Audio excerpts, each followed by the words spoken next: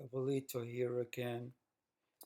We're going to continue with part two about Sodom and Gomorrah, which is not about gay sex at all. It's about how people treat each other and the priorities of a civilized society. And an example of a civilized society is the concept of hospitality. Very important concept in most spiritual traditions. I would say in all spiritual traditions, the real ones, not the corrupt ones. They all talk about hospitality, okay? And that's the main theme in the story of Sodom and Gomorrah and why these cities were destroyed. It was not only because of the corruption and the materialism, but also because of the lack of hospitality and concern for other people, okay? How do we know this? Because we can see it in Abraham. Before the angels go to Sodom and Gomorrah, they visit Abraham to let him know what they're going to do. And when they get to Abraham's tent, Abraham opens the tent and receives them like family. He gives them a place to rest. He gives them food, company, companionship. And these so-called angels. Abraham didn't know they were angels. People think that Abraham knew. Of course, if Abraham had known they were angels, anybody would be like, "Oh yeah, kissing their ass," right? But Abraham didn't know these people were angels, these beings. Abraham thought they're just foreigners, they're people, they're traveling. Let us extend to them some hospitality. Okay, and he did that, and he passed the test, and he was saved from what was about to come. Then the same beings travel to Sodom and Gomorrah, and they receive the total opposite treatment. Okay, they are disrespected. People wanna take advantage of them, which is a form of corruption. They wanna like to sleep with them and all these kind of things. They have no respect, no consideration, no hospitality. Okay, only Lot, which is a relative of Abraham, who shared the same values, principles, and ethics, saves himself and his family because he treats the foreigner and the other with decency and with respect, okay, and offers hospitality. So this is a very a warning for all of us, especially today where people treat each other like crap.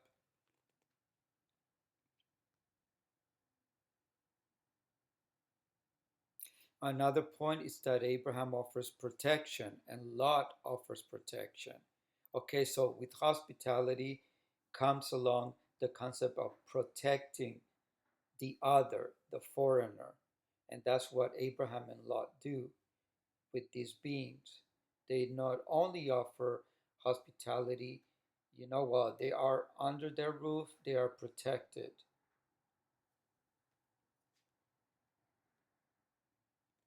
The story of Sodom and Gomorrah, then, as we can see here, has nothing to do with sexual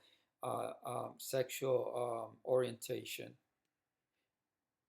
Don't you find it strange that Lot offered his daughters to the crowd when they came chasing for after the angels? Which in itself is a horrible idea. If the men of Sodom had been gay, like it is claimed, why would Lot give his daughters if gay people do not find women attractive in the first place? Okay, it makes sense that why didn't Lot offered himself to the people, to the corrupt people, if they were gay? And gay people, I don't have to explain more about that. But he offered his daughter, so it was not about gay people here. Have you ever thought about the idea that perhaps the angels or the visitors in the story were actually in the guise of women or the feminine? Have you ever thought about that? Because many people don't realize that there are angels that are feminine. Okay, even in the religious tradition, there the angel Uriel and the angel Gabriel. They are feminine angels with feminine characteristics, unlike the others. And so that is why Lot offered his daughters instead to the crowd. So was Sodom and Gomorrah a patriarchy and out of whack? And the transgression in the story is not about gay, but it's about rape? Why do people always take angels to be males? Okay, like I explained before, Uriel and Gabriel are feminine and androgynous. It's time to think a little bit deeper about these stories and about what they're trying to convey. The main issues and transgression of Sodom and Gomorrah has to do with social and human relations issues and dysfunctions, how people treat each other and the value of human life and nature over matter and technology, and the social ills of advanced societies. And aren't we experiencing that right now with all the whole nonsense of the AI and the data centers, all the technology, looking surveillance and all that stuff? This is exactly what the story is pointing at. So we already explained what Gomorrah means, which is to smear the light or the divine spark within a person. Well, how about Sodom?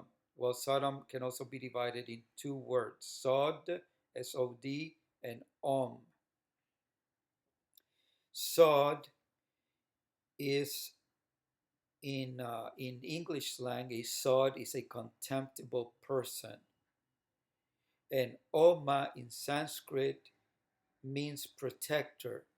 Okay, so what we have here is a person or a protector of a, a person or a protector who protects contemptible evil people who love to treat others like crap. This was another transgression of Sodom and Gomorrah. It protected those who practiced evil. So here I'll leave it here. Sincerely, Pura Shaka Ura, the one who upholds the aura or light in you, I, and the cosmos. Bye.